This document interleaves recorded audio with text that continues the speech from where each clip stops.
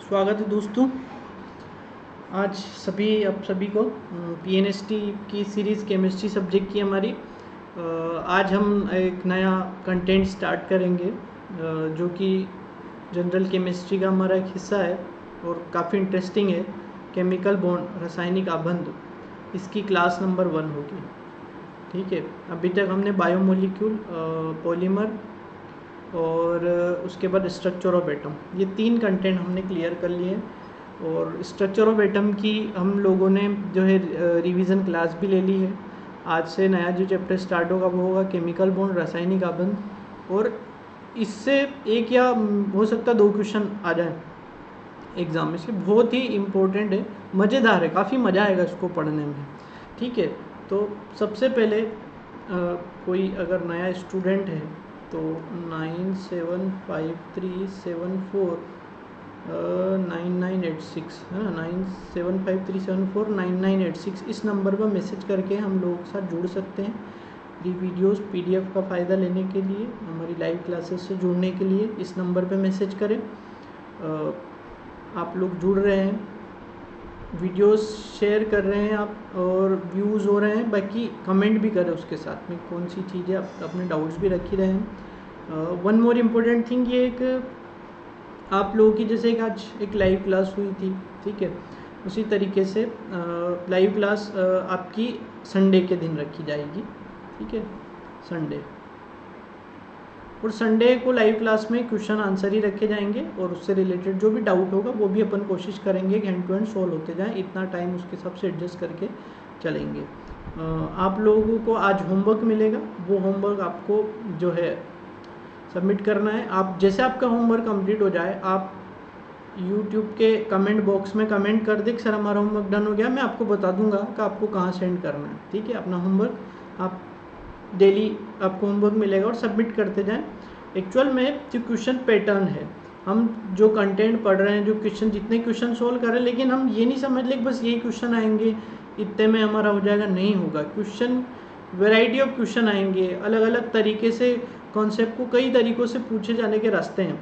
ठीक है, तो हमको सारे रास्ते पता होना चाहिए और हमको उनके आंसर आने चाहिए। तो हमको उतनी तैयारी करनी, केवल ये नहीं कि हमने एक चैप्टर कर लिया, उसमें जो कंटेंट थे सारा पढ़ लिया और कुछ क्वेश्चन सोल्व कर लिए तो हमारा हो गया, बिल्कुल नहीं। एक क्वेश्चन भी हमको समस्या खड़ी कर सकता है, इसलिए हमको सारी तैयारी उस हिसाब से करनी है। तो आप लोगों की जो क्लास डिज़ाइन की जा रही है उसी हिसाब से आपको कम से कम एटलीस्ट कंटेंट समझ में आ जाए, क्या क्या चीज़ें, क्या बेसिक है, और उसके बाद आप उसको समझ के और वेरियस क्वेश्चन को सोल्व करें। तो हम लोग जो आधा पौन घंटा यहाँ जो पढ़ा रहे हैं आपको, कम से कम वो 1-1.5 घंटे का मटेरियल है। तो जितना आप ज़्यादा टाइम देंगे उतना आपका फ़ायदा होगा। तो उम्मीद है बार आप लोगों के समझ में आ गई होगी। स्टार्ट करते हैं आज की क्लास। हमारी सिलेबस देख लेते पहले। रासायनिक आबंध, केमिकल बॉन्ड, काफ़ी इंटरेस्टिंग क्लास होने वाली है, इसको ध्यान से देखें। सिलेबस है, हम लोगों को सबसे पहले पढ़ना इलेक्ट्रोवेलेंट बॉन्ड, कोवेलेंट बॉन्ड और कोऑर्डिनेट बॉन्ड, है ना। आयनिक बंध पढ़ना है, सहसंयोजक बंध पढ़ना है और उप सहसंयोजक बंध पढ़ना है।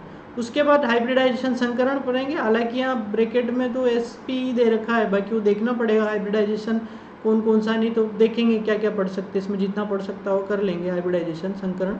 उसके बाद है हाइड्रोजन बंध, hydrogen bond, shapes of molecule, VS EPR theory के बेसिस पे shapes of molecules, bond polarity, resonance, bond polarity यानी जो आपका बंध का जो पोलैरिटी है, ठीक है, इसको बोलेंगे बॉन्ड पोलराइजेशन, है ना, आयनीकरण, ये सारा जो है वो बंध किस तरीके से द्विध्रुव होगा उसके बारे में देखेंगे। रेजोनेंस यानी अनुनाद के बारे में देखेंगे, और elements of VBT and MOT, valence bond theory, संयोजक बंध सिद्धांत और आणविक कक्ष सिद्धांत, मॉलिक्यूलर ऑर्बिटल थ्योरी, ये भी हम पढ़ेंगे। तो ये पूरा ही काफ़ी इंपॉर्टेंट चैप्टर है, इसमें से कोई भी ऐसा एक हिस्सा भी नहीं जिसको हम छोड़ सकते हैं, सारा हमको ध्यान से देखना है, समझना है। स्टार्ट करते हैं। सबसे पहले केमिकल बॉन्ड क्या, रासायनिक आबंध क्या है। भाई हर एलिमेंट की टेंडेंसी है, वो एलिमेंट आपस में जो है बॉन्ड बनाते हैं, चाहे कार्बन हाइड्रोजन हो, कार्बन ऑक्सीजन हो, इनके बीच में बंध है, इनको हम रासायनिक आबंध या केमिकल बॉन्ड बोलेंगे। तो अणु में उपस्थित परमाणु है ना, ये मान लो कोई अणु है तो ये परमाणु, ये परमाणु, ये परमाणु, कार्बन, ऑक्सीजन, जिस बंध से आकर्षण बंध से जुड़े वो रासायनिक आबंध कहलाता है और इस क्रिया को रासायनिक आबंधन कहलाते हैं। अब रासायनिक आबंध जो बना इसकी जरूरत क्या है, ठीक है, तो हर एलिमेंट की टेंडेंसी है कि वो अपने अंदर जो है ऑक्टेट को, अष्टक को पूर्ण करना चाहता है ना।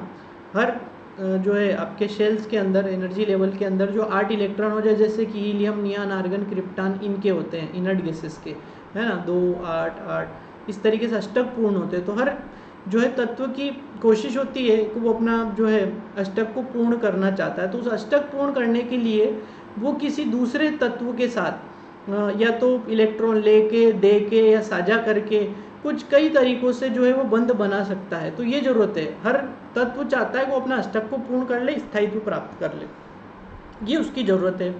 तो अब उसके आधार पे जो बंध बनेंगे, 3 प्रकार के बंध बताए गए हैं। एक है आयनिक या विद्युत संयोजक या इलेक्ट्रोवेलेंट बॉन्ड, एक है सहसंयोजक या कोवेलेंट बॉन्ड, और एक है उपसहसंयोजक या कोऑर्डिनेट बॉन्ड, है ना। तीनों बंध है, आयनिक या विद्युत संयोजक, इलेक्ट्रोवेलेंट, सहसंयोजक, कोवेलेंट और उपसहसंयोजक यानी कि कोऑर्डिनेट बॉन्ड। सबसे पहले हम बात करेंगे आयनिक या विद्युत संयोजक बंध, या जिसको हम इलेक्ट्रोवेलेंट बॉन्ड बोल रहे हैं। क्या है इलेक्ट्रोवेलेंट बॉन्ड? ये जो बंध बनेगा ये होगा बाय ट्रांसफर ऑफ इलेक्ट्रॉन, यानी इलेक्ट्रॉन का स्थानांतरण से, ठीक है। इलेक्ट्रॉन क्या होंगे? ट्रांसफर होंगे। एक एटम से, एक परमाणु से दूसरे परमाणु में इलेक्ट्रॉन का ट्रांसफर होगा। तो इससे जो बंध बनेगा, ये याद रखने का तरीका बता रहा हूँ। कैसे याद रखेंगे कि वह बंध जो इलेक्ट्रॉनों के स्थानांतरण से बनता है वो आयनिक या विद्युत संयोजक बंध होता है। यहाँ जो परिभाषा वो एक विद्युत आकर्षण बल जो धनायन और ऋणायन को साथ में बांधता है उसे आयनिक या विद्युत संयोजक बंध कहते हैं। नाम क्या है? आयनिक। आयनिक मतलब आयंस के बीच में बने, जैसे Na+Cl-, ये दोनों आयंस है, इनके बीच में बंध बन रहा है तो इसको नाम क्या दे दिया हमने? आयनिक बंध। विपरीत आवेशों के मध्य में बनने वाला जो आकर्षण बल है, विद्युत आकर्षण बल, वो आयनिक विद्युत संयोजक बंध कहलाएगा। कैसे होगा भी आगे समझेंगे।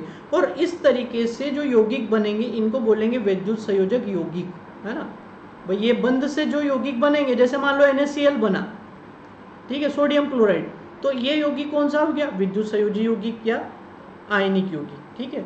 अब इसको एक उदाहरण से समझते, ध्यान से समझिएगा। जैसे NaCl का बनना, तो सबसे पहला तो ये क्लियर हो गया कि इसके अंदर कौन सा बंध है? आयनिक या विद्युत संयोजक जो है बंध NaCl के अंदर पाया जाता है, ठीक है। हो सकता है 3-4 ऑप्शन दे दे और पूछ लेगा आयनिक बंध किसके अंदर है इनमें से, तो वो चीज़ें आपको समझनी पड़ेगी और इस पर डिपेंड करेगा आपका जो है परमाणु क्रमांक याद होने चाहिए, ठीक है। जैसे कुछ स्टूडेंट ने हमको बोला है 36 तक बोला था मैंने क्रिप्टॉन, ये याद कर लें आप। और कुछ क्या आए हैं कमेंट्स के सर हमने याद कर ली, तो बहुत अच्छी बात है, जितनी जल्दी याद कर लेंगे आपका फायदा होगा। सोडियम का परमाणु क्रमांक 11 होता है, 2 8 1, और क्लोरीन का होता है 17। ये वितरण लिख रखा हमने इलेक्ट्रॉन का, है ना, ऊर्जा कोश के LM के आधार पर 2 8 और 7। अब देखें अष्टक नियम को अगर हम फॉलो करें, ठीक है, अष्टक नियम के हिसाब से इस सोडियम के आखिरी कोश में, ये जो आखिरी कोश में इलेक्ट्रॉन उपस्थित होता है उसको वैलेंस इलेक्ट्रॉन अंग्रेजी में, हिंदी में बोलेंगे संयोजी, संयोजी इलेक्ट्रॉन या वैलेंस इलेक्ट्रॉन जो आखिरी कोश में होता है। आखिरी है तो ये वैलेंस इलेक्ट्रॉन इसका और इसका ये, इसको अष्टक मतलब 8 इलेक्ट्रॉन की पूर्ति के लिए 7 चाहिए और इसको चाहिए 1, तो इसको 1 देना आसान काम है। तो ये सोडियम अपने आखिरी जो कोश का 1 इलेक्ट्रॉन जो संयोजी इलेक्ट्रॉन है वो उस क्लोरीन को दे देगा। तो क्या स्थिति बनेगी देखिए, सोडियम 2 8 1, क्लोरीन 2 8 7, ये लेविस स्ट्रक्चर बनाया हुआ है। आखिरी कोश में 1 इलेक्ट्रॉन तो ये 1 डॉट बना दिया। क्लोरीन में 7 है तो 2 4 6 और 1 7, तो 2 8 7, ये 7 इलेक्ट्रॉन जो वैलेंस शेल है वो आएंगे, बाकी आगे वाले नहीं आएंगे। यहाँ 1 और यहाँ 7, तो ये 1 इसके पास आ जाएगा, तो ये 1 इसके पास आएगा तो इसके तो 8 हो जाएंगे ना, ये 1 और यहाँ जाएगा तो 2 4 6 और 8 हो गए। देखिए 2 4 6 और 8, इस सोडियम के पास अब आखिरी शेल में इलेक्ट्रॉन नहीं बचा, यानी कि ये गायब हो गया, तो बचा क्या? 2 और 8।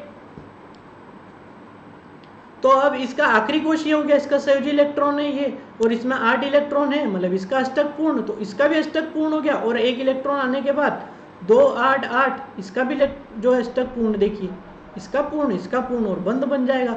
चूंकि सोडियम ने 1 इलेक्ट्रॉन त्यागा है, अपना 1 इलेक्ट्रॉन इस क्लोरीन को डोनेट किया, दिया है, ठीक है, ट्रांसफर किया है, तो इसके ऊपर धन आवेश आ जाएगा, और क्लोरीन के पास एक एक्स्ट्रा इलेक्ट्रॉन आ गया इसका, तो इसके ऊपर क्या आ गया, ऋण आवेश। तो सोडियम का धन आयन, क्लोरीन का ऋण आयन, दोनों ने बंद बना लिया, बन गया Na+Cl- या NaCl। ये स्ट्रक्चर पूरा बताया है मैंने, आप देख लीजिएगा इसको, हालांकि ये स्ट्रक्चर का कोई क्वेश्चन नहीं है, बाकी उदाहरण और यही है मैंने। अगला उदाहरण एक और देख लीजिए, MgCl2 का बनना, है ना। मैग्नीशियम क्लोराइड कैसे बनेगा। मैग्नीशियम का परमाणु क्रमांक होता 12, 2, 8 और 2। क्लोरीन का होता 17, 2, 8 और 7। अब वहाँ तो 1 और 7 का कॉन्सेप्ट था, बहुत आसानी समझ में आ गया। अब यहाँ इसके पास 2 है ना। अब तीसरे कोष में 2 इलेक्ट्रॉन है और चाहिए 8, 8 के लिए चाहिए 6 और इसको चाहिए 1, ठीक है। तो ये 1 इलेक्ट्रॉन अपना दे देगा, लेकिन इसके पास फिर भी 1 बच जाएगा, तो फिर भी इसका स्टक तो पूरा नहीं हो रहा। तो हमें इससे क्लोरीन कितने चाहिए, 2, 2, 8, 7, है ना। 1 इलेक्ट्रॉन और यहाँ जाएगा, 1 यहाँ आया, तो 1 इलेक्ट्रॉन दोनों के पास आ गए। देखिए Mg मैग्नीशियम के आखिरी कोष में संयोजी इलेक्ट्रॉन कितने, 2, ये तो 2 ये बना दिए। क्लोरीन में देखिए 2, 4, 6 और 1, 7, 2, 4, 6 और 1, 7, ये 7 इलेक्ट्रॉन ड्रॉ कर दिए, ठीक है। अब 1 इलेक्ट्रॉन इसके पास आएगा, 1 इसके पास आएगा, तो Mg ने 2 इलेक्ट्रॉन त्यागे, तो इसके ऊपर कौन सा आवेश आ गया, 2 पॉजिटिव चार्ज, 2 इलेक्ट्रॉन त्यागे इसलिए। और इस एक क्लोरीन ने भी 1 इलेक्ट्रॉन गेन किया, ग्रहण किया, इसने भी 1 इलेक्ट्रॉन ग्रहण किया, इसके ऊपर भी ऋण आवेश, इसके ऊपर भी ऋण आवेश। तो यहाँ हमने जो है डायरेक्ट 2 क्लोरीन करके ऋण आवेश बना दिया इसके ऊपर, ठीक है। ऋण आवेश भी 2 हो जाएंगे, तो Mg2+Cl2-, तो MgCl2 का फॉर्मेशन हो गया। 1 मैग्नीशियम, 2 क्लोरीन, तो MgCl2 आयनिक बन। MgO का बनना भी इसी का एक उदाहरण है, ठीक है। ये आपका होमवर्क है,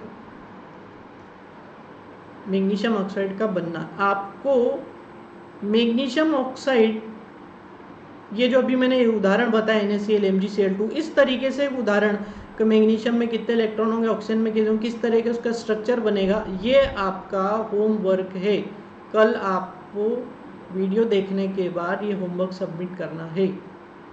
कहाँ करना है, आप मुझे कमेंट करेंगे पहले वीडियो देखने के बाद यूट्यूब कमेंट बॉक्स में कि सर हमारा होमवर्क कंप्लीट हो गया। देन मैं आपको बताऊंगा कि कहाँ सेंड करना आपको। आयनिक बंध को प्रभावित करने वाले कारक, तो अब ये आयनिक बंध तो बन गया। अब कौन कौन से ऐसे फैक्टर्स हैं जो इस आयनिक बंध के बनने को प्रभावित करेंगे, जैसे आयनन विभव। अब आयनन विभव क्या है, छोटे से रूप में समझ लीजिए कि इस कोश, मान लो यहाँ एक आखिरी इलेक्ट्रॉन है, ये 1 इलेक्ट्रॉन चक्कर लगा रहा है, इस इलेक्ट्रॉन को बाहर निकालने में जो ऊर्जा लगे वो इसके आयनाइजेशन एनर्जी आयनन विभव हो जाएगा, ठीक है।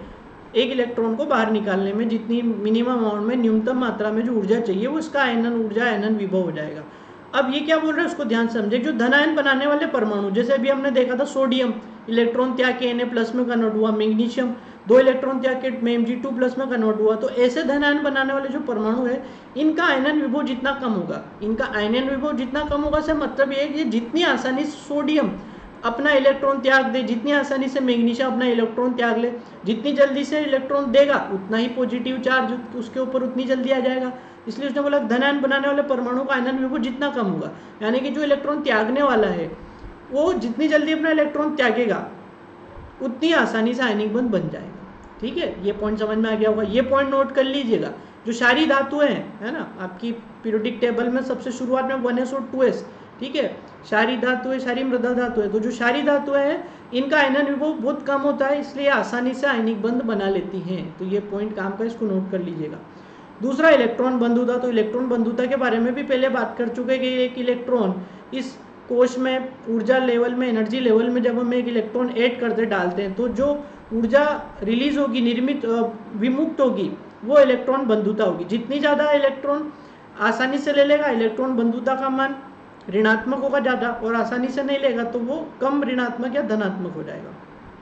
तो देखें, किसी ऋणायन बनाने वाले परमाणु का आयनन विभव जितना कम होता है ना, परमाणु उतनी आसानी से आयनिक बंध बना लेता है। और हेलोजन अधिकतम इलेक्ट्रॉन बंधुता रखते हैं, अतः सबसे अधिक आसानी से आयनिक बंध बनाते हैं ना, वही जो मैंने बताया। जैसे हेलोजन है, फ्लोरीन, क्लोरीन, ये इनका विद्युत ऋणात्मकता का मान बहुत ज़्यादा है, क्योंकि ये इनका आखिरी कोश में, जैसे फ्लोरीन के बारे में बात करें, यहाँ देखिए फ्लोरीन 9, 2 और 7। अब इसको केवल 1 इलेक्ट्रॉन चाहिए, जैसे 1 इलेक्ट्रॉन होगा इसका अष्टक पूर्ण हो जाएगा, 2 और 8, ठीक है। तो ये बहुत जल्दी चाहता है इसको इलेक्ट्रॉन मिले, तो इसके जो है इलेक्ट्रॉन ग्राहिता का मान, इलेक्ट्रॉन बंधुता का मान वो ऋणात्मक होता है। तो ये जो आसानी से इलेक्ट्रॉन लेंगे वो आसानी से आयनिक बंध बनाएंगे। अगला पॉइंट है जालक ऊर्जा। अब जालक ऊर्जा क्या, जैसे Na+ और Cl-, ये दोनों बंध बनाएंगे और NaCl का निर्माण करेंगे। और NaCl क्या है, क्रिस्टल एक जालक है। तो इस 1 मोल क्रिस्टल के बनने में जितनी ऊर्जा रिलीज होगी, मुक्त होगी, वही क्या होगी, जालक ऊर्जा। तो जालक ऊर्जा जितनी अधिक होती है आयनिक यौगिक के आयनिक बंध उतना ही अधिक स्थायी होगा। मतलब इसको बनाने की ऊर्जा जितनी ज़्यादा होगी, एक बार जब NaCl बन जाएगा, निर्माण हो जाएगा इसका, तो ये हमेशा बना रहेगा, टूटेगा नहीं, अधिक स्थायी होगा। तो ये कुछ फैक्टर्स थे जो आयनिक बंध को प्रभावित करते हैं या आयनिक यौगिकों को प्रभावित करते हैं, है ना, आयनिक बंध को प्रभावित करने वाले कारक थे। अब ये जो आयनिक यौगिक है, आयनिक बंध से जो यौगिक बनेंगे, जैसे NaCl है, MgCl2, ये सब आयनिक यौगिक हो गए। तो इन आयनिक यौगिकों के गुण क्या होते हैं? पहला भौतिक अवस्था। भौतिक अवस्था मतलब ठोस है, द्रव है, गैस है, किस रूप में मिलेंगे। तो जितने भी आयनिक यौगिक है अधिकांश ठोस अवस्था में क्रिस्टल के रूप में पाए जाएंगे। क्रिस्टल होंगे, जैसे NaCl है, ठीक है, सीजियम क्लोराइड ले सकते हैं, ठोस अवस्था में होंगे। गलनांक और क्वथनांक, इनके मध्य, भाई ये जो बंध बन रहा है आयनिक बंध, धन आवेश और ऋण आवेश के बीच में बन रहा है। और चूंकि विपरीत आवेश एक दूसरे को अपने ज़्यादा पास में रखते हैं, खींचते हैं, आकर्षित करते हैं, तो बंध जो बनेगा वो स्ट्रॉन्ग होगा, मजबूत होगा, ठीक है। तो अब स्ट्रॉन्ग बॉन्ड को तोड़ने के लिए एनर्जी क्या लगानी पड़ेगी, ज़्यादा। मजबूत बंध है, मैं उसको गलाना चाहता हूँ या उसको उबालना चाहता हूँ, तो मुझे ऊर्जा क्या लगानी पड़ेगी, ज़्यादा। तो इनके गलनांक और क्वथनांक के मान क्या होंगे, बहुत ज़्यादा होंगे, आसानी से पिघलेंगे नहीं और गलेंगे भी नहीं, उबलेंगे भी नहीं। अगला विलेयता। आयनिक यौगिक ध्रुवीय विलायक जैसे पानी में विलय हो जाते हैं और अध्रुवीय विलायक जैसे बेंजीन, CCl4 आदि में घुलनशील होते हैं। विद्युत चालकता, तो चूंकि ये धन और ऋण आयन से बने हैं, जब इनको पानी में घोलेंगे या पिघलाएंगे तो धन और ऋण आवेश अलग अलग हो जाएंगे। तो इन आवेशों की वजह से इनमें विद्युत का चालन आसानी से हो जाएगा। इसलिए सारे जो है विद्युत के चालक है, कब, या तो गलित अवस्था में या विलयन अवस्था में।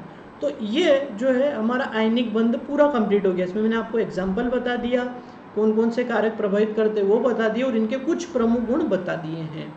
अगला बंध आ जाता सेकंड नंबर वाला, सहसंयोजक बंध। ये जो बनता है बाय शेयरिंग ऑफ इलेक्ट्रॉन, यानी कि इलेक्ट्रॉनों के साझे से। ऊपर जो बंध बना था आयनिक बंध, वो इलेक्ट्रॉनों के ट्रांसफर से, स्थानांतरण से बन रहा था। ये बंध बनेगा इलेक्ट्रॉनों के जो अलग अलग एटम्स हैं उनके बीच में साझा होगा, इलेक्ट्रॉनों का एटम्स के बीच में, उससे सहसंयोजक बंध का निर्माण होगा। दो परमाणु के मध्य इलेक्ट्रॉन के साझे द्वारा बना बंध सहसंयोजक बंध कहलाता है और इससे जो यौगिक बनेंगे वो सहसंयोजी यौगिक कहलाएंगे। जैसे कि अमोनिया के अणु का बनना NH3। अब इसमें देखिए जो केंद्रीय परमाणु है वो नाइट्रोजन है, सेंटर में रहेगा और 3 हाइड्रोजन उससे जुड़ जाएंगे। नाइट्रोजन का परमाणु क्रमांक 7 है, 2 और 5, आखिरी कोश में 5 है। इस 5 को अपना ऑक्टेट यानी अष्टक पूरा करने के लिए 3 इलेक्ट्रॉन की जरूरत है। कितने की, 3। तो वो 3 कौन देगा, हाइड्रोजन। हाइड्रोजन का परमाणु क्रमांक एक ही होता है, इसके पास एक ही इलेक्ट्रॉन है, तो ये एक तो दे देगा, लेकिन अभी और इसको चाहिए, एक जाने के बाद 2 और चाहिए, तो 2 हाइड्रोजन और इसको लगेंगे, ठीक है। ये इसका स्ट्रक्चर देख लिए, लेविस डॉट स्ट्रक्चर नाइट्रोजन का। ये लोन पेयर इलेक्ट्रॉन बचता है, ये 1, 2 और ये 3, और ये हाइड्रोजन का 1 इलेक्ट्रॉन। आगे देखते हैं, ये नाइट्रोजन का स्ट्रक्चर फिर से देख लीजिए, 2, 3, 4, 5 और ये 2 hydrogen, 1 electron, 3 hydrogen, 1 electron, 1 electron, 1 electron.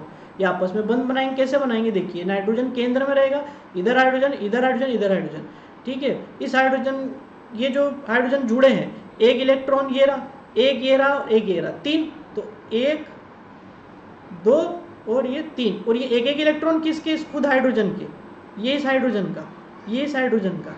तो आपस में बंध बना लिया इनने, और नाइट्रोजन के पास एक लोन पेयर इलेक्ट्रॉन बच जाएगा जो बंध बनाने में भाग नहीं लेता, वो जो है आपका इलेक्ट्रॉन का एक जोड़ा, लोन पेयर इलेक्ट्रॉन जिसको बोलेंगे, ठीक है।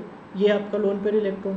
तो इस तरीके से बंध बना लेंगे, एक बंध यहाँ बन जाएगा, एक यहाँ बन जाएगा, एक यहाँ बन जाएगा, ये रहा, और ये लोन पेयर इलेक्ट्रॉन।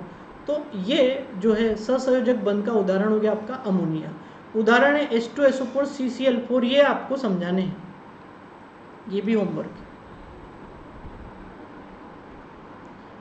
सहसंयोजक बंध का उदाहरण इनके माध्यम से आपको समझाना है कि H2S किस तरीके से, जैसे अभी मैंने समझाया, CCl4 कैसे बनेगा वो आपको बताना है।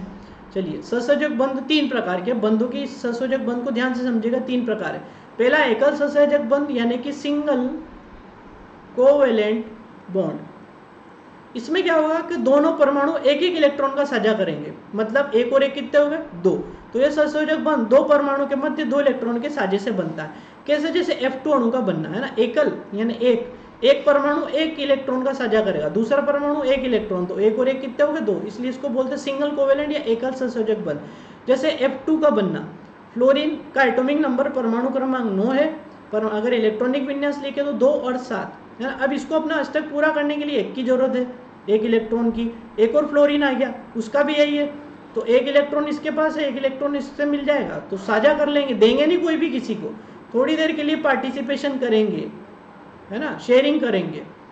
जैसे फ्लोरीन का स्ट्रक्चर बनाया मैंने, लेविस डॉट स्ट्रक्चर देखिए, 2 4 6 और 1 7, 2 4 6 और 1 7। अब ये दोनों जुड़ेंगे तो कैसे जुड़ेंगे, देखिए 2 4 6, 2 4 6। अब एक इलेक्ट्रॉन इसका और एक इलेक्ट्रॉन इसका हो गए।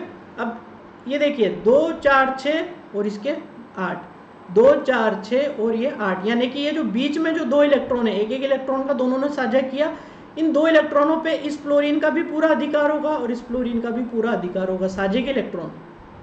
तो इसलिए इस स्ट्रक्चर को एफ सिंगल बॉन्ड से रिप्रेजेंट करेंगे, सिंगल बॉन्ड, ये एकल बंध से इसको प्रदर्शित हम करेंगे। उम्मीद है समझ में आ गया होगा। अगला द्विसंयोजक बंध, double bond, double covalent bond. यह बंध 2 परमाणु के मध्य 4 इलेक्ट्रॉन के साझे से बनता है। कितने, 4 इलेक्ट्रॉन, यानी एक एक परमाणु 2 इलेक्ट्रॉनों का साझा करेगा। कैसे, देखिए O2 अणु का बनना, एक ऑक्सीजन का परमाणु क्रमांक होता 8, 2 और 6, है ना। अब 6, इसको अपना ऑक्टेट अष्टक पूरा करने के लिए 2 इलेक्ट्रॉनों की जरूरत है। संरचना देख लीजिए, 2 4 6, इस ऑक्सीजन के 2 4 6, दोनों ऑक्सीजन मिलके बंध बनाएंगे। ठीक है, यहाँ देखिए आप 2 4 6, 2 4 और 6। अब इन 2 इलेक्ट्रॉनों पे इसका भी अधिकार है, इन 2 इलेक्ट्रॉनों पे इस पर अधिकार है, तो 2 इलेक्ट्रॉन है, देखिए ये वाले और ये वाले, इन 2 इलेक्ट्रॉनों ने आपस में क्या किया, साझा किया, तो डबल बॉन्ड बन जाएगा ऑक्सीजन ऑक्सीजन के बीच में। ये देखिए डबल बॉन्ड, 2 इलेक्ट्रॉन 2 इलेक्ट्रॉन, अष्टक हो गया पूरा, इसका भी हो गया, इसका भी हो गया। तो इस प्रकार से ये डबल कोवेलेंट बॉन्ड को हम डबल बॉन्ड से रिप्रेजेंट करेंगे ऑक्सीजन ऑक्सीजन के बीच में। अगला उदाहरण है, अगला जो प्रकार है सहसंयोजक बंध का, वो है त्रिसंयोजक बंध, ट्रिपल कोवेलेंट बॉन्ड। अब भाई सिंगल कोवेलेंट एकल में एक एक इलेक्ट्रॉन का साझा हुआ था, डबल कोवेलेंट में 2 2 इलेक्ट्रॉन का, और यहाँ पे 3 3 3 3 मतलब कितने हो जाएंगे, 6। तो 2 3 3 इलेक्ट्रॉनों का साझा होगा, साझे के लिए प्रत्येक परमाणु जो 3 इलेक्ट्रॉन देगा, और इसको इस तरीके से ट्रिपल बॉन्ड से दर्शाएंगे। जैसे N2, नाइट्रोजन का परमाणु क्रमांक 7, 2 और 5। अब इसका लेविस स्ट्रक्चर देखिए, नाइट्रोजन 2, तो ये 3 4 5, 2 3 4 5, अष्टक पूरा करने के लिए 3 की जरूरत है, दोनों नाइट्रोजन आपस में मिलेंगे पूरा, वो थोड़ा गलत है यहाँ देखिए, ये नाइट्रोजन, ठीक है, ये 2 इलेक्ट्रॉन इसके और बाकी 3 इलेक्ट्रॉन जो उधर थे ये इधर आ गए, और ये 3 इलेक्ट्रॉन इसके, तो 3 और 3 ने मिलकर क्या बना लिया, ट्रिपल बॉन्ड।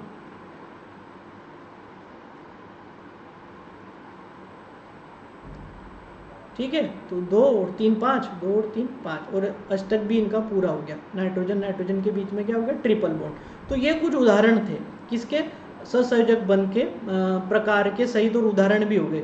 अब सहसंयोजक बंध से जो सहसंयोजी यौगिक बनेंगे उनके गुण देखते हैं। पहला भौतिक अवस्था, वहाँ हमने देखा था जो है सभी ठोस क्रिस्टली रूप में थे, लेकिन जो सहसंयोजी यौगिक है हमने आयनिक बंध में देखा था, आयनिक यौगिक ठोस या क्रिस्टली नेचर के थे, ठोस भी होंगे, गैस भी होंगे, द्रव भी होंगे, 3 अवस्थाओं में पाए जाएंगे। जैसे कि नाइट्रोजन गैस रूप में होगा, ब्रोमीन द्रव में, और आयोडीन ठोस रूप में उपस्थित होगा। अगला गलनांक क्वथनांक, वहाँ हमने देखा था गलनांक और क्वथनांक जो उच्च थे, क्योंकि बंध मजबूत था, यहाँ बंध थोड़ा वहाँ से कमजोर है, इसलिए इनके गलनांक और क्वथनांक कम होंगे। फिर भी हीरा, सिलिकॉन और कार्बाइड ये सहसंयोजी यौगिक है, लेकिन इनके गलनांक क्वथनांक उच्च है, तो एग्जाम में आ सकता है, इसलिए ध्यान रखना।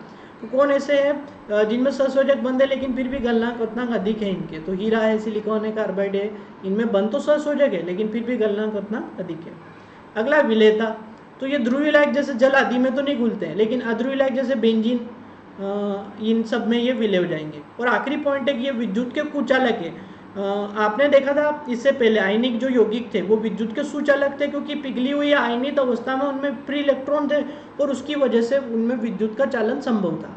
तो ये आपका सहसंयोजी बंध भी कंप्लीट हो गया। अब आपका आएगा तीसरा उप सहसंयोजक बंध, जिसको कोऑर्डिनेट बॉन्ड बोलेंगे। ध्यान से समझिएगा, 2 परमाणु के मध्य बनने वाला वह बंध है ना, 2 परमाणु के मध्य बनने वाला वह बंध जो एक ही परमाणु द्वारा दिए गए इलेक्ट्रॉन युग्म के साझे से बनता है। देखिए सबसे पहले हमने आयनिक बंध पढ़ा, एक अपना इलेक्ट्रॉन ट्रांसफर कर रहा था, ठीक है, उसके बाद दूसरा देखा हमने शेयरिंग से, और इसमें तीसरा क्या कि एक ही परमाणु होगा जो अपना इलेक्ट्रॉन सामने वाली स्पीसीज को कुछ समय के लिए दे देगा, तो इससे जो है उपसंयोजक बंध बनेगा और इसको एरो से, इस तरीके के तीर के निशान से इस उपसंयोजक बंध को हम दर्शाएंगे, है ना। उपसंयोजक बंध कहलाता है जैसे SO2 का निर्माण, दो परमाणु मध्य बनने वाला बंध जो एक ही परमाणु द्वारा दिए गए इलेक्ट्रॉन युग्म के साझे से बनता है, देगा एक ही, वही साझा करेगा और बंध से दूसरे वाले को भी फायदा होगा। जैसे SO2 के निर्माण को समझते हैं, सल्फर डाइऑक्साइड का निर्माण। सल्फर डाइऑक्साइड में एक सल्फर, दो ऑक्सीजन के परमाणु, है ना, ये दिख रहा है, एक सल्फर और ऑक्सीजन कितने, दो। एक ऑक्सीजन परमाणु जो है सल्फर परमाणु के साथ 4 इलेक्ट्रॉनों का साझा करके अष्टक पूर्ण कर लेता है। एक तो पूरा अष्टक पूरा कर लेगा, एक सल्फर ऑक्सीजन, दो ऑक्सीजन में से एक 4 इलेक्ट्रॉनों का साझा कर लेगा, हाँ। और इस साझे के लिए सल्फर तथा ऑक्सीजन दोनों ही परमाणु 2-2 इलेक्ट्रॉन देकर एक द्विसंयोजक बंध बना लेंगे, यानी कि डबल कोवेलेंट बॉन्ड बना लेंगे सल्फर और ऑक्सीजन। फिर बचा हुआ एक जो ऑक्सीजन है वो क्या करेगा, सल्फर के 2 इलेक्ट्रॉनों के साथ साझा कर अपना अष्टक पूर्ण कर लेगा, यानी कि सल्फर उसको अपना जो लोन एक इलेक्ट्रॉन पेयर है वो दे देगा, ठीक है। ये देखिए यहाँ पे उदाहरण, सल्फर परमाणु क्रमांक कितना होता, 16, 2 8 6, 2 और 8 10, 10 6 16, यानी इसको 2 इलेक्ट्रॉन की जरूरत है अष्टक पूरा करने के लिए। और एक ऑक्सीजन का होता है 2 और 6, इसको भी 2 इलेक्ट्रॉन चाहिए। सल्फर तो एक ही लग रहा है अपना, ऑक्सीजन कितने लग रहे, 2। ये सल्फर का स्ट्रक्चर है 6 इलेक्ट्रॉन, 2 4 6, ऑक्सीजन के 2 4 6, 2 4 6, ये आपस में बंध बनाएंगे। देखिए ये ऑक्सीजन है ना, ये ऑक्सीजन के 2 4 6 में से 2 और 4 तो है, 2 इलेक्ट्रॉन ये इसने साझा कर लिए, सल्फर ने भी अपने 2 इलेक्ट्रॉन यहाँ साझा कर लिए, ठीक। और इधर सल्फर ने इस ऑक्सीजन के केवल एक इलेक्ट्रॉन सल्फर का, एक ऑक्सीजन का, ये 2 इलेक्ट्रॉनों का साझा यहाँ हो गया, तो 2 4 का तो यहाँ हो रहा और 2 इलेक्ट्रॉन का साझा यहाँ हो रहा है। तो यहाँ सल्फर अपना बॉन्ड डोनेट, मतलब अपना जो इलेक्ट्रॉन इसको दे रहा है बंध बनाने के लिए, भागीदारी करने के लिए, तो यहाँ एरो लग जाएगा और ये बाकी जो है इन दोनों के बीच में डबल कोवेलेंट बॉन्ड बन रहा। तो इसके अंदर इस परमाणु, इस यौगिक की विशेषता क्या है, यहाँ पे डबल कोवेलेंट बॉन्ड है, मतलब कोवेलेंट बंध भी है, संयोजक बंध भी है और उपसंयोजक बंध भी है, एरो। ये देखिए यहाँ डबल बॉन्ड और ये एरो। इस तरह के क्वेश्चन आएंगे एग्जाम में, एग्जाम्पल दे देंगे कि इनमें से कौन से यौगिक में संयोजक बंध, जो है संयोजक बंध और एक उपसंयोजक बंध है, तो ये इसका एग्जाम्पल हो जाएगा। एक और एग्जाम्पल देखते हैं अपन, NH4+ का बनना, अमोनियम प्लस। इसमें जो सेंट्रल एटम है, केंद्रीय परमाणु नाइट्रोजन, जिसका परमाणु क्रमांक है 7 2 और 5, और हाइड्रोजन है 4, जिसमें से एक हाइड्रोजन का है 1। पहले NH3 अमोनिया कैसे बनता उसको देखें आप। ये नाइट्रोजन है 2 और 3 5, है ना, 3 हाइड्रोजन चाहिए इसको अपना ऑक्टेट कंप्लीट करने के लिए। आखिरी कोश में नाइट्रोजन में 5 ही, 3 हाइड्रोजन एक एक इलेक्ट्रॉन देंगे, 1 1 1। तो ये देखिए नाइट्रोजन 1 और 1 2, 1 और 1 2, 1 और 1 2, ये खाली पड़ा, ये लोन पेयर इलेक्ट्रॉन नाइट्रोजन खाली पड़ा, तो ये अमोनिया बन गया। देखिए सिंगल बॉन्ड, यहाँ सिंगल और यहाँ सिंगल बॉन्ड बन गया इनके बीच में, और ये लोन पेयर इलेक्ट्रॉन बन गया। अब ये जो अमोनिया बना है ये क्या करेगा, एक H+ के साथ, जो आयनित अवस्था में जो हाइड्रोजन है वो नाइट्रोजन के पास जो उपलब्ध 2 इलेक्ट्रॉन है, यहाँ जो बच रहे लोन पेयर इलेक्ट्रॉन, इनके साथ वो हाइड्रोजन आके बंध बना लेगा। भाई हाइड्रोजन के पास अभी कोई भी इलेक्ट्रॉन नहीं है, पॉजिटिव स्टेट में, और उसको अष्टक पूरा करने के लिए इसके पहले कोश में 2 इलेक्ट्रॉन रह सकते हैं हाइड्रोजन के, और 2 इलेक्ट्रॉन की जरूरत है, इसके पास एक भी नहीं है। तो यहाँ देखिए आप नाइट्रोजन के पास ये लोन पेयर इलेक्ट्रॉन बच रहा, 2 इलेक्ट्रॉन बच रहे हैं, तो वो ये इसको दे देगा, तो 3 तो ये हो गए और एक हाइड्रोजन यहाँ जुड़ जाएगा, ये देखिए, है ना, 2 4 6, और ये जो बचा हुआ था ये H+ के रूप में इसके साथ जुड़ जाएगा। तो ये रहे 2 4 6 8, 4 हाइड्रोजन जुड़ गए, लेकिन फिर भी पॉजिटिव चार्ज है। कारण ये कि नाइट्रोजन के पास अब इलेक्ट्रॉनों की कमी हो गई, वो 3 बंध बना सकता था, 3 उसने पहले ही बना लिए, तो और एक उसके पास जो एक्स्ट्रा लोन पेयर इलेक्ट्रॉन था वो भी उसने दे दिया इस हाइड्रोजन को बंध बनाने के लिए, ताकि ये स्थायी हो जाए, बंध बना ले। तो इसलिए अब नाइट्रोजन के पास इलेक्ट्रॉन की कमी हो गई, तो इस पूरे स्पीसीज के ऊपर, यौगिक के ऊपर धन आवेश आ गया, NH4+। तो उम्मीद है ये आपके समझ में आ गया होगा। इस तरीके से आपको ये बताना है, इसका भी होमवर्क बता रहा हूँ मैं आगे, छोटा सा ही बच गया, इसको देख लीजिए। ये जो उपसंयोजक यौगिक अपन ने पढ़े, इनके कुछ गुण हैं वो देख लेते हैं। पहला है भौतिक अवस्था, ठोस द्रव के सभी अवस्थाओं मिलेंगे आपको, है ना, ठोस में मिलेंगे, द्रव में मिलेंगे, गैस में मिलेंगे। गलनांक और क्वथनांक, हाँ ध्यान रखिएगा, आयनिक यौगिकों से तो कम होंगे, वहाँ बहुत उच्च थे, बंध प्रबलता, तोड़ने में ऊर्जा ज्यादा लग रही थी, तो उनसे तो कम होंगे, लेकिन जो सहसंयोजक यौगिक है उनकी तुलना में इनके गलनांक और क्वथनांक अधिक होंगे।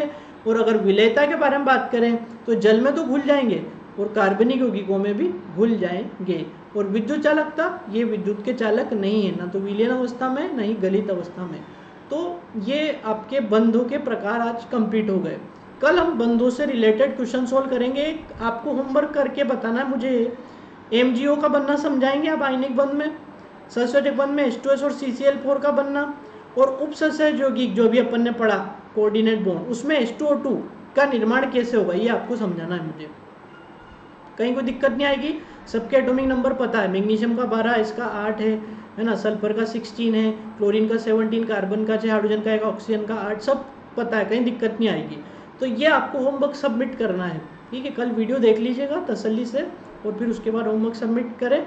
सब होमवर्क सबमिट करने के लिए जैसा आपका होमवर्क कंप्लीट हो जाए, आप कमेंट बॉक्स में मुझे कमेंट कीजिएगा कि सर होमवर्क कंप्लीट है हमारा, मैं आपको बता दूँगा कहाँ इसको सबमिट करना है, ठीक है। उम्मीद है आज की क्लास आपको समझ में आई होगी। आप ज़्यादा ज़्यादा वीडियो शेयर करें, लाइक्स भी करें, लाइक्स नहीं आ रहे हैं इतने, लाइक्स भी करें, प्लस कमेंट कर ही रहे हैं आप, करें, अच्छा लगता है हमको आपके कमेंट पढ़ना, कमेंट जरूर करें। आप क्लास देख रहे हो तो एटलीस्ट कुछ ना कुछ तो कमेंट करेगा, हमको ये समझ में आया, ये अच्छा लगा, जो भी बात, अगर आपको एक छोटी चीज़ भी समझ में आए तो ज़रूर बताएं हमको, ठीक है। और कुछ लगता है तो हम उसमें और सुधार करने की कोशिश करेंगे। बाकी कमेंट जरूर करें, लाइक करें, और नए जुड़ने वाले स्टूडेंट 9753749986 इस नंबर पे मैसेज करके हमारे साथ जुड़ सकते हैं, मैसेज कर दे ताकि आपको लाइव क्लासेस फ्री PDF ये मिलेगी। वन मोर, संडे को ही लाइव क्लास रहेगी, ठीक है, ये ध्यान रखें। एक कमेंट आया था कि आपको बायोमोलिक्यूल पॉलीमर वाले चैप्टर का भी रिवीजन करवा देंगे, उसके लिए इन्फॉर्मेशन दे देंगे आपको, ठीक है। अभी ये चैप्टर आज अपना ये जो है बंध से रिलेटेड कंप्लीट हो गया। अब कल हम बंध से रिलेटेड, जो बॉन्ड से रिलेटेड जो क्वेश्चन होंगे वो सोल्व करेंगे, और उसके बाद देखते हैं कौन सी चीज़ या तो VSEPR थ्योरी या VBT जो भी संभव होगा वो भी कल हम पढ़ेंगे। आपको जो दिया है इसको पढ़िएगा, करिएगा और लिखिएगा, और अपने कमेंट जरूर भेजिएगा। Okay, thank you.